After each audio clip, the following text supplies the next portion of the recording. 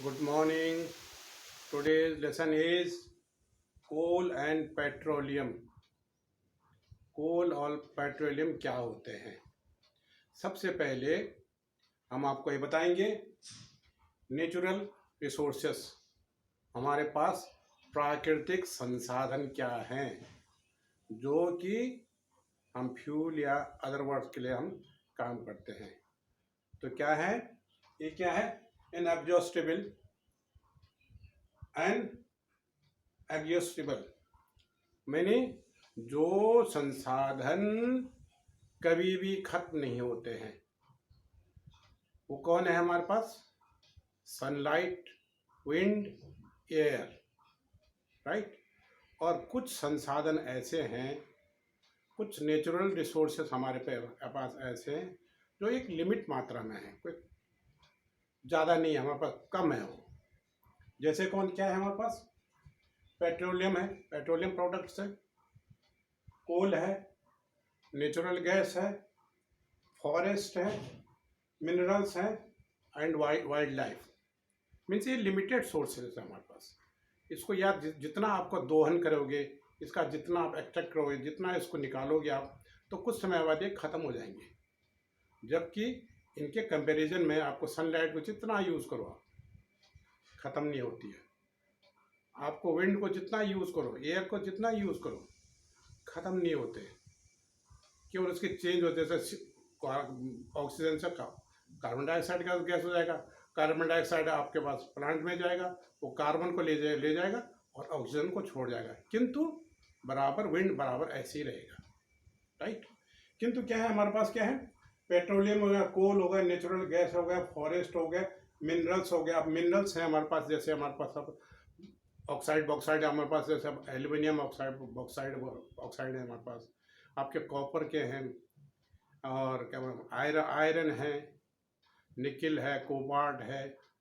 ये जितने भी मिनरल्स हैं ये कुछ लिमिट मात्रा में, कुछ लिमिटेड है। ये इसको आप यदि हम खनन करेंगे, इसको आप मिनरल से निकालेंगे हम, तो कुछ समय बाद ये रिसोर्सेज खत्म हो जाएंगे, ठीक है। तो खत्म होने वाले संसाधन, एग्जॉस्टेबल, राइट।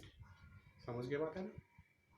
तो मैं कल आपको ये करूँगा, ये आपका सनलाइट और विंड के बारे में दूसरे वीडियो में आपको बताऊंगा। आज आपको मैं जो एग्जॉस्टेबल है, जैसे कोल के बारे में आपको बताऊंगा। फिर नेक्स्ट उसमें हम पेट्रोलियम में जाएंगे, मैं हम छोटे छोटे हिस्से में जाएंगे ताकि आप आराम से उसको याद कर लें। कोल होता क्या है? कोल को हम दूसरी भाषा में हम फॉसिल फ्यूल भी कहते हैं, मन अवशेषों का जो फ्यूल बना है। अवशेष क्या है? ये फॉसिल्स क्या है? आप आगे पढ़ोगे फॉसिल्स, आपका बायोलॉजी में पढ़ोगे फॉसिल्स होता क्या है। देखिए, वैज्ञानिकों का ये मानना है कि आज से लाखों साल पहले, माने ये समझ लो 300 मिलियन ईयर्स अगो, ठीक है, 30,000 लाख साल पहले क्या था होगा?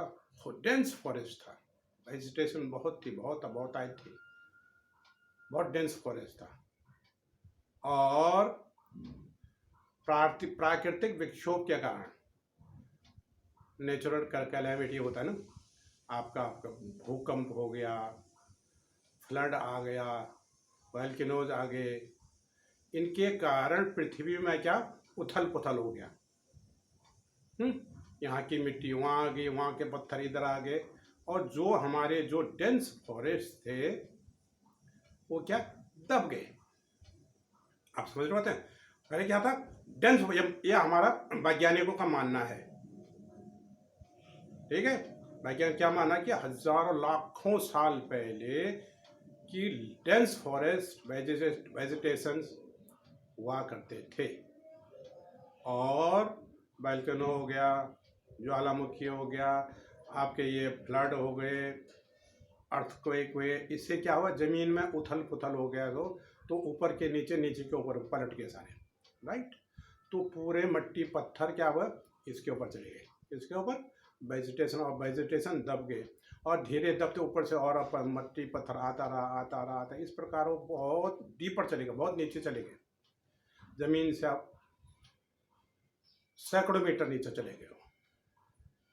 अब मैंने आपको अर्थक्वेक में बताया था, अर्थक्वेक में क्या कहा था मैंने कि नीचे क्या है, लावा है,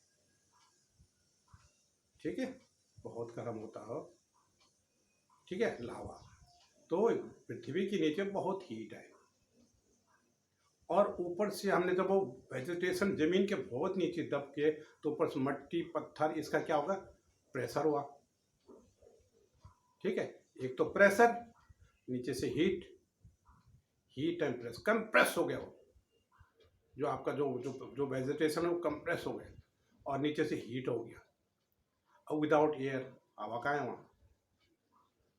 तो धीरे धीरे जो ये वेजिटेशन है ये कोल में परिवर्तित हो गए, जल गए ना, गर्मी हो रहा है तो गर्मी में तो ऑटोमेटिक आपको वो क्या है, उसका जो एक्शन होगा उसमें, तो चूंकि पेड़ों में क्या है, कार्बन है, तो कार्बन के कारण क्या होगा, वो जल गया हो गर्मी से, और जल गया, जला किसमें, विदाउट ऑक्सीजन और विद प्रेशर, माने heat, pressure and without air, ये क्या हो गए, कार्बन में चेंज हो गए। इसी को हम क्या कहते हैं, कार्बोनाइजेशन। या आपको एक शॉर्ट नोट आ सकता है बच्चों, व्हाट इज कार्बोनाइजेशन, कार्बनीकरण किसे कहते हैं, कि वेजिटेशन जमीन में नीचे दब गए थे, और जमीन का प्रेशर, ऊपर के मिट्टी पत्थर इनका प्रेशर, एंड नीचे से हीट, विदाउट एयर, ये जो पेड़ जले किसमें, विदाउट एयर। यदि एयर में जलते तो उसका ऐश बन जाता, राख बन जाता, हीट देता और राख बन जाता, किंतु एयर नहीं था इसमें, तो क्या, ऊपर से कंप्रेस हुआ हो, नीचे से हीट और विदाउट एयर, तो ये क्या होगा, आपका पेड़ कार्बन में परिवर्तित हो गया, इसको कार्बोनाइजेशन कहते हैं। एक नंबर का सवाल है बच्चों, व्हाट इज कार्बोनाइजेशन, कि वेजिटेशन जब क्या जमीन के नीचे दब गए, तो ऊपर जमीन का प्रेशर, मिट्टी पत्थर का प्रेशर, और नीचे से गर्मी, pressure plus heat without air, तो क्या हो गया, आपका जो पेड़ है वो किसमें परिवर्तित हो गया, कार्बन में चेंज हो गया, इसको ही कार्बोनाइजेशन कहते हैं। और ज़्यादा प्रेशर और पड़ा तो इसमें डायमंड भी निकलता है, ठीक है, करेक्ट। अब ये बताओ बच्चों, इसके साथ साथ जब हमने इसकी खुदाई की, इसके साथ और भी मिले हमको, कोलतार मिला, कोलतार आपने देखा ना, जो डामर करते हैं रोड में, ये प्रोडक्ट भी मिले हमें, ठीक है। आप समझ के बातें कि कार्बोनाइजेशन किसे कहते हैं, आप समझ के ना, ये हजार लाखों साल पहले की बात है, जो वेजिटेशन क्या होगा, उथल पुथल होकर जमीन के नीचे दब गए, और जमीन का प्रेशर, मिट्टी पत्थर का प्रेशर, नीचे से गर्मी विदाउट एयर, ये क्या हो गया, चेंज हो गया, इसने अपना रूप चेंज कर दिया और कार्बन में परिवर्तित हो गया, इसी को हम कार्बोनाइजेशन कहते हैं, ये कोल बन गया। अब हम जब खुदाई करेंगे तो खुदाई में और भी हमको सामान मिले, वो कौन कौन से मिले, हमको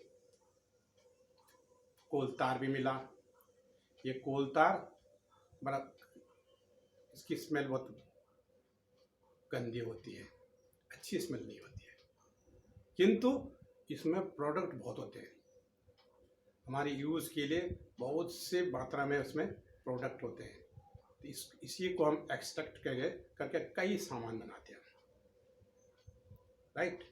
अब कोल मिल गया हमको, फ्यूल मिल गया, इसको हम कैसे यूज़ करेंगे, तो बच्चों सबसे पहले, अब तो खैर डीजल की गाड़ियाँ चल रही हैं, ट्रेन पहले किससे चलते, स्टीम इंजन से चलते थे, तो सामने पूरा बॉयलर होता था ना, ट्रेन के सामने लगा होता पूरा बॉयलर, उसमें पानी डालते थे और नीचे से उसका आपका कोल को जलाते थे। तो कोल की गर्मी से क्या होता था, आपका जो बॉयलर का जो आपका पानी है वो भाप बन जाता था, और वही स्टीम प्रेशर से इंजन में जाता था और वहाँ से वो इंजन चालू होता था। जैसे आपका पेट्रोल डीजल, इसमें तो वही करते हैं हम क्या करते हैं, पेट्रोल और डीजल को इग्निशन करते हैं हम, ठीक है। इग्निशन करके उसे जो एनर्जी निकलती है उससे आपको जो पिस्टन चलता है ऊपर नीचे, ठीक है। तो पिस्टन चलता है तो आपका टायर चलने लग जाता है, ठीक है। तो क्या कहते हैं, एक तो हमारा आप किसके लिए काम आए, किसके लिए काम आया, रेल चलाने में, फैक्ट्रीज में ईंट के भट्टे होते हैं, इसमें हो गया। नंबर थर्ड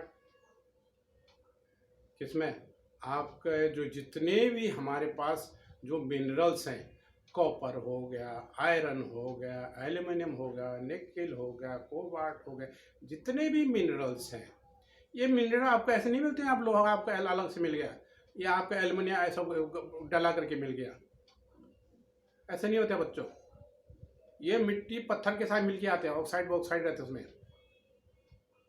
इसको हम क्या करते हैं, लाते हैं, फिर उसको भट्टी में डालते हैं, और भट्टी में क्या होगा, अब जैसे गर्म करेंगे तो क्या होगा, जितने भी हमारे पास जो मेटल है, मेटल एक लिमिटेड उनका जो आपका वो होता है गलनांक, जिसमें वो गल जाता है, मेल्ट हो जाता है, मेल्ट होके नीचे निकल जाता है। पत्थर तो मेल्ट तो होगा नहीं, ये ऐसे रह जाते हैं, मेल्ट करके निकाल लेते हैं उसे।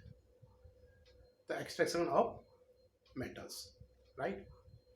प्रिपरेशन ऑफ स्टील बनाने के काम आता है ये, ठीक है। और सबसे ज़्यादा क्या है, आप जो बिजली है आपके पास, इलेक्ट्रिसिटी, थर्मल पावर के लिए भी यूज़ होता है। क्या कहते हैं हम, थर्मल पावर सेम वही है जैसे हमारा स्टीम इंजन है, वहाँ भी बड़े बड़े बॉयलर होते हैं, उनको पहले इसको बिल्कुल क्रश किया जाता है, बिल्कुल पाउडर बनाया जाता है, किसका, कोल का, फिर उसको जलाया जाता है बॉयलर के नीचे। तो बॉयलर जब पूरा उससे भाप निकलता है तो स्पीड से बारीक उनसे आगे जाता है, और आगे आपके होते हैं, आपके जो सिलेंडर होते हैं उसके, वो आपके रोट करते हैं, स्पीड से जाएगा तो उसमें फैन ले लेता हूँ, उसे एकदम घूमने लग जाएगा, टरबाइन जिसे कहता हूँ, ठीक है। टरबाइन जब घूमने के बाद आगे शाफ्ट होता है उसका, ठीक है, उस शाफ्ट से सीधा आगे चले जाए, आगे क्या होता है, अल्टरनेटर यानी जनरेटर रहता है, ठीक है। अल्टरनेटर से क्या हो जाता है, वो आपको वहाँ बिजली पैदा हो जाती है, और बिजली से वहाँ से फिर उसे केबल से आगे भेज दिया जाता है, पावर ग्रिड को भेजा जाता है, और पावर ग्रिड से आपको बिजली मिलती है। आप समझ रहे हो, तो किससे काम आया, कोल से काम आया ना, ठीक है। पर एक बात सुनो, और ये कोल से ठीक बन रहा है, किंतु क्या है, लिमिटेड सोर्स है। यदि आप इसी प्रकार यूज़ करते रहे, एक बार क्या होगा, कोल खत्म हो जाएगा, अब अंधेरे में रह जाएंगे। इसलिए ग्रीन एनर्जी के लिए अब हमारे पूरी दुनिया दौड़ रही है, जो कि हमारे सनलाइट या विंड से पैदा हो, इसके उधर हम रिसर्च कर रहे हैं, काफ़ी हद तक सक्सेस हुआ है। तो हम मिनरल्स पर कम से कम यूज़ करें, मिनरल्स है, राइट। अब देखो सेकंड वन है कि जो मैंने कहा था, इसके साथ कोल तार मिला है। कोल तार में क्या, पहले क्या करता, डामर का काम करते थे, रोड में डालते थे इसको, पहले उसी से होता था। अब इसको छोड़ दे, अब बिचुमेन डालते हैं, मैं आगे बताऊंगा, पेट्रोलियम में आ जाऊंगा, वहाँ आपको बताऊंगा मैं। तो आप डामर के लिए यूज़ नहीं होता, कि इसमें कई से यूज़फुल केमिकल्स रहते हैं इसमें।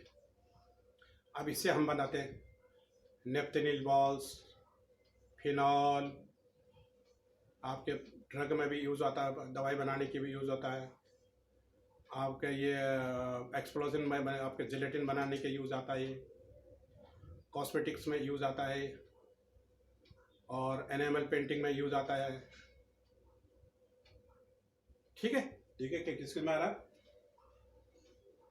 Drug explosion, phenol, naphthalene balls, extraction of naphthol, iron, zinc, ये तो मैंने पहले बताया था, ठीक है। और plastic paints and synthetic dyes, synthetic dyes, perfumes, plastic paints, coal gas etcetera, इससे हम ये निकालते हैं। तो हम अभी कोल तार को हम डामर के लिए ज़्यादा यूज़ नहीं करते, इससे हम ये एक्सट्रैक्ट नहीं, सीधे हम इनसे सामान मिलते हैं, ठीक है। तो बच्चों आज मैं आपको केवल ये कोल का ही बताऊंगा, इसको ढंग से ध्यान आप पढ़ ले, कम से कम 2 नंबर का ये इसमें क्वेश्चन आएगा। इसी में से आपको कार्बोनाइजेशन से आएगा, और क्या क्या इस कोल के क्या क्या यूजेस हैं। कोल क्या एनर्जी का रूप है, एक हीट देता है, क्या क्या काम आता है इसका, ठीक है। तो ये आप इसको लिख सकते हो। तो मैं कल आपको दूसरे वीडियो में आपको बताऊंगा आपको कि सनलाइट एंड विंड के बारे में आपको बताऊंगा, इसको हम कैसा यूज़ करते हैं। तो तब तक के लिए नमस्कार।